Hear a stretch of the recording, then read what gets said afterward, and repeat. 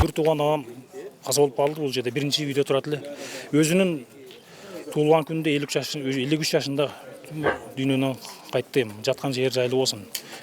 Агам ошо атышып жатып, өзүнүн өздүк куралы бар эле. Ошону атышып жатып, ошол үйүнө качып барып, где-то 150 метр жерде жан бериптир да. Мен бүгүн барып көрдүм. Кандары жатат да уюлган жерге. Жанында гранатомет жарылыптыр. Ошондо тартып алдым. Ата-энем эми азыр Лейлек районунда кеше барып көрүп келдим. Отурат ошол жерде.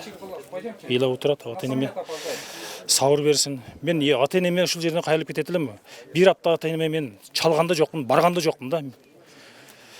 Ушуларды мен барып чалганда, көргөндө мени просто абамды ойлоп туруп көңүлдөрү бузулбасын деп барбадым да. Кеше бир жумадан кийин барып көрүп келдим. Күнү кече.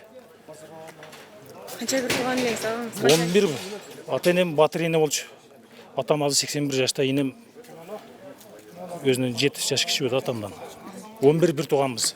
8 уул, 3 кызбыз. Агаңыз канчанчысы эле? Биринчиси, эң улуусу болчу. Ошондон бери мен уйкумда келбейт. Бир тууганды биздин семьяда биринчи жолу ушундай ситуация болуп атат да. Ушундай. Аты жөнүңүздү айтып коесузбу? Дубанаев Нурланбек Набиевич. Мен өзү ошо Баткен согушунун катышуусумун.